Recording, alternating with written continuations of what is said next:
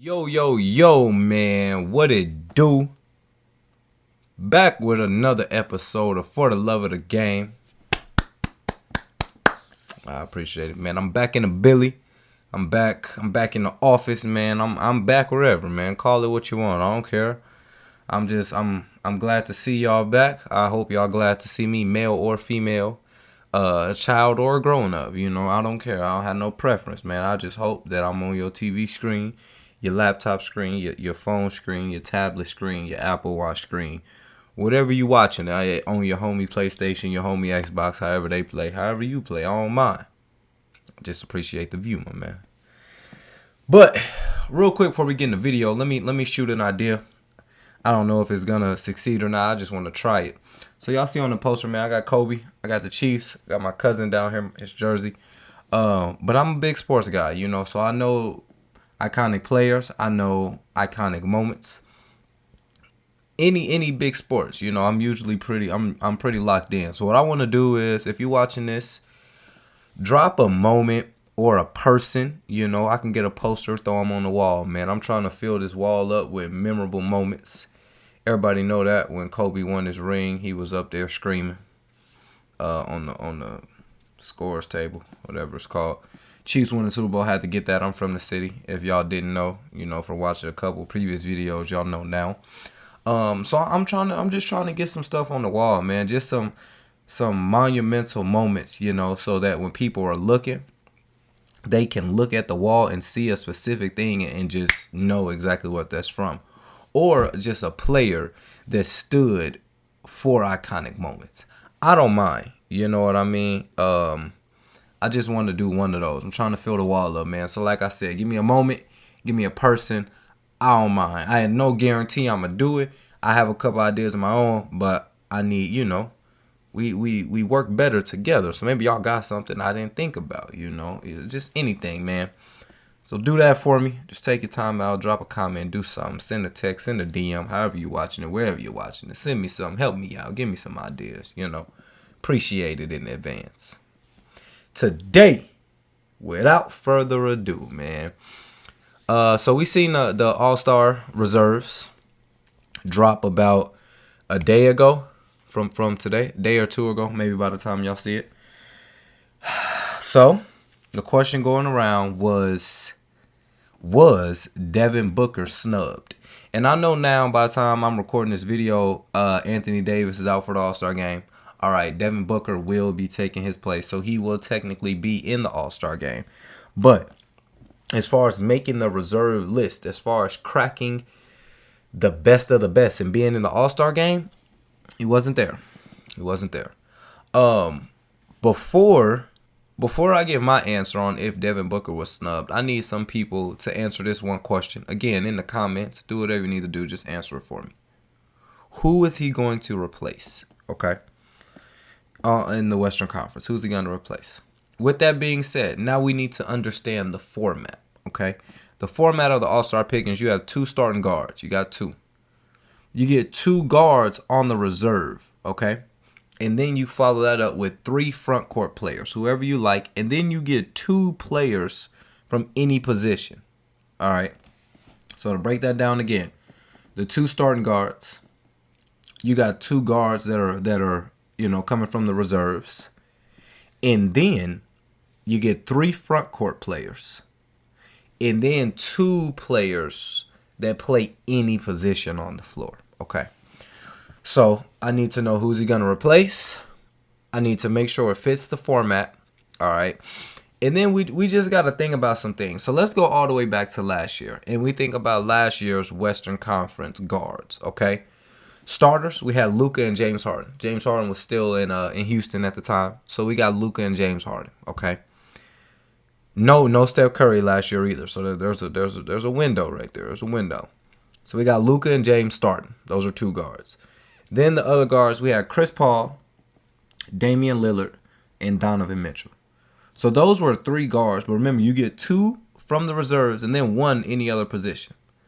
Mind you, Damian Lillard last year was out, broken ribs or bruised ribs, whatever it was. Devin Booker was able to come in and take his place for, I believe, the 3-point and the All-Star game, which I don't know how he looks at it. I don't know how some people are gonna look at it, but it's not a knock. You know, a guy goes down. It's basically saying you're right there. You know, if we had another spot, it would have been you. Hence, a spot opens up and it's you. All right. So then we go to this year's All-Star guards. All right, let me read it to you. Steph, he's back. Luka, Donovan Mitchell, Chris Paul, Damian Lillard. Steph Curry, Luka Doncic, Donovan Mitchell, Chris Paul, Damian Lillard. Okay? You just got to understand, man. I don't think Devin Booker was snubbed just simply because you have to understand he's in the Western Conference, okay? The Western Conference, the NBA is the NBA no matter what, but the Western Conference has a little bit more box office, definite stars, big body stars on the Western side than it does the Eastern side. And that's even, Bron in Cleveland.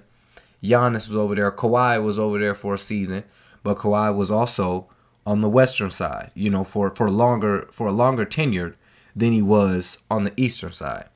So the Western always won the All-Star games. All right, most of the time. Let me say that. Most of the time they won the All-Star games. They just had better players. The NBA is the best of the 1%. I get it.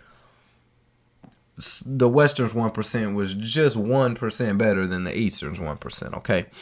So Devin Booker last year, he's able to make it because Damian Lillard was injured. So was he snubbed last year? I don't even know if it was a conversation, but he was close. But last year, you're not taking him over Luka. You're not taking him over James. You're not taking him over Dame. Dame was just hurt. You're not taking him over Chris Paul, who led that OKC team to the 4th seed. You're not taking him over Chris Paul. Donovan Mitchell is a toss-up, okay? But Donovan Mitchell has, I don't want to call it luck, but he has the relevancy of winning. The thing about the All-Star game is that when you win, okay, you're a shoo-in to get in. When you win and you're playing well, that's a shoo-in. You're going to get in easy. When you're losing and playing well, it gets overshadowed because you're losing. Now let's go back to the origin of the draft, okay? We're going to take it all the way back to figure out if D-Book was robbed. The origin of the draft is all good players go to bad teams. Okay, right? The bad teams get the early picks. The good players are taken with the early picks. Not saying anything about a second round or not saying anything about anybody taking in the draft, because once you get there, it's about your job to work and get better. But if you're a good player coming out of college, okay, chances are you're going to get picked early. That's what the chances are. And early is by a team who was not very well or they were awful the year before. So now we fast forward to the All-Star selection. So now we penalize the guys who are losing because they had to help this franchise try to win. There's a disconnect. There's a disconnect between being drafted high to a bad team and then playing well on a bad team and not getting all-star recognition. There's a gap, okay? So when you think about it, like I've already said, I don't think he was robbed. I think you look at the Suns record, they're 20-11, okay? So now, let me pull this up for y'all. We're going to talk about people in the Western Conference, period. The reserves in the Western Conference, okay? Anthony Davis, Paul George, Rudy Gobert, Damian Lillard, Donovan Mitchell, Chris Paul, Zion Williamson. Again, there's just no room for Devin Booker, okay? And I don't think it's snubbed because every time someone has got hurt, okay, the next man up, the guy they're saying, yo, if we had one more slot, bro, you would be in. But we don't have that one more slot. So I think we need to stop trying to say it's a snub for players and just really put that much respect and emphasis on the Western Conference. Because the Western Conference is going to be like that for quite some time just because it's so top heavy. And then especially guards are a little bit even harder to get in than the bigs. I seen Ja Morant wasn't happy about not making the reserves. But I mean, I mean, you're in the Western Conference, bro. You got so many people that are better than you, and despite the year you're having, a great year in your respects, somebody else is having just as great, if not greater year. So you see, if Ja Morant has a problem with it, Ja Morant is gonna have to wait longer than Devin Booker to get into the All-Star game. So Ja Morant, and I'm not saying anything bad about it. You want to make it to the All-Star game, but every time someone makes it, and every time someone doesn't make it, who was playing a good year, we don't need to say they got snubbed. We just need to say there's six guards better than him doing it at a higher rate, at a higher clip, and maybe having more team success. This is what I think the All-Star vote should do. I think we need to take away the coaches vote. Not the coach. We need to take away the media vote. The coaches can stay, but we need to have a player vote.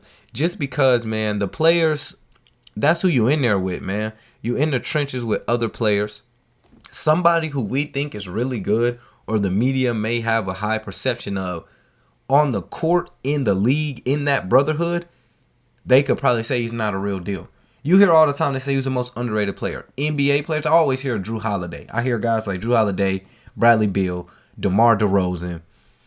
You just hear all this stuff from NBA guys who tell you like, hey, to everybody else, they weren't like that.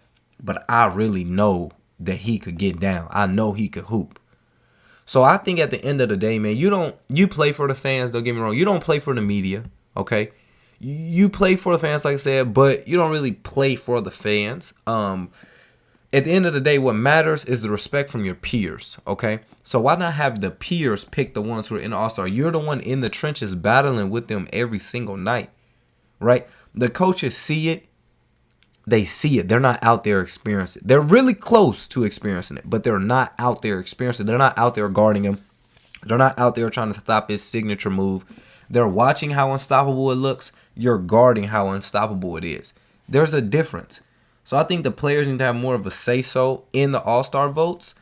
And I know that maybe they're not because there's some bias that could happen, but I'm sure the NBA could create a way to have like a bias-free environment. I'm sure they could. That's not my job to figure it out. My job is just to put the idea out there.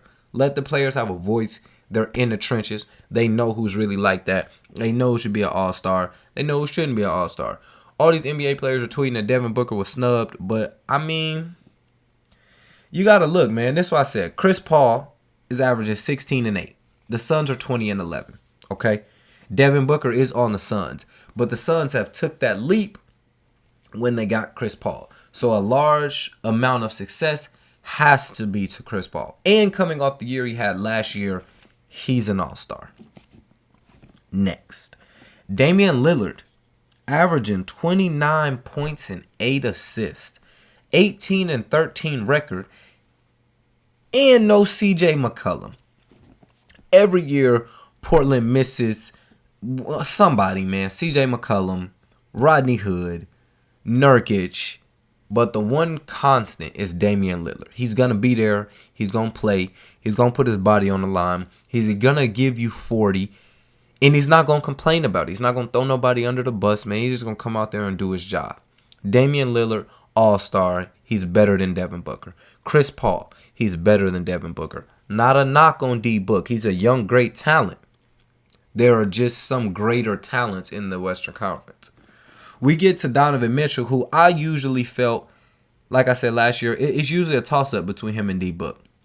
This year, again, the relevance of winning. Donovan Mitchell's having a career year all across the board. He's having 24 points a game, 4 rebounds a game, 5 assists a game. And the Utah Jazz are sitting at a pretty 26-6 record in the Western Conference.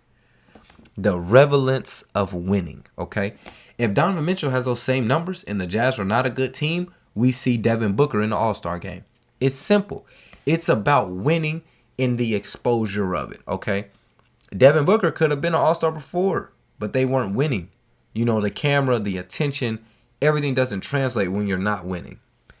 So, I know I read Anthony Davis on the All-Star, but as you know, Anthony Davis will not be playing in the All-Star game. His spot will be replaced by none other than Devin Booker. Again, 2 years in a row, where he doesn't make the initial cut, okay?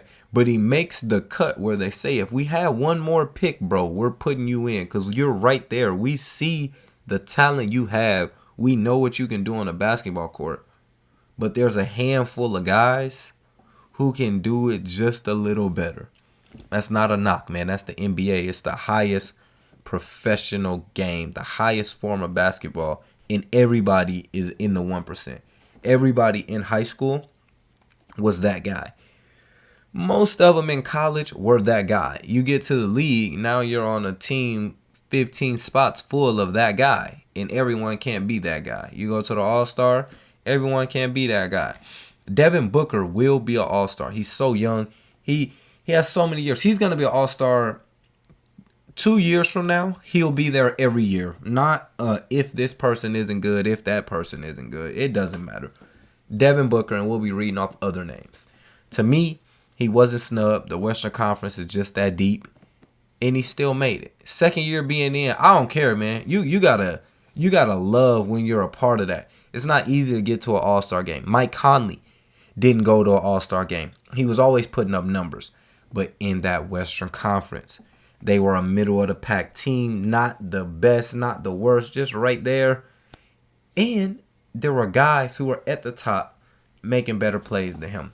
No slight to Mike Conley. That's just how it is, man. So I don't think D-Book was robbed. I think you got to love it that you're in it. The second year you've been, somebody has not been able to take place in the All-Star events. You were able to take their place. And next year or the year after that, you'll be in a vote. You might be a starter. You might be a reserve. It don't matter. But you will be in it, D-Book. Keep your head up. It's not a snub. Just understand that's just how great some of these players are in the NBA, man. And that's what I had to say, man. I mean, just leave a comment. Let me know if you agree with that. If you think D-Book was snubbed, let me know, man. Leave a comment. Like I said, shoot me a DM, do whatever. I'm open to all conversation. I love basketball talk. I love football talk. We can go at it for hours. We can talk about if John Morant was snubbed. We can talk about if Zion Williamson should be there. We can talk about Brandon Ingram. I don't think we got too much to say about Brandon Ingram. Maybe Zion, but he's shooting. I'm not gonna go there. That's why I was saying I could go all day, man. Shoot me a topic, we can go about it. But look, man, that's gonna be it for this video, man. So watch my last video right here. Subscribe to the channel right here. And as always, man, we appreciate it and we out. We catch y'all next time.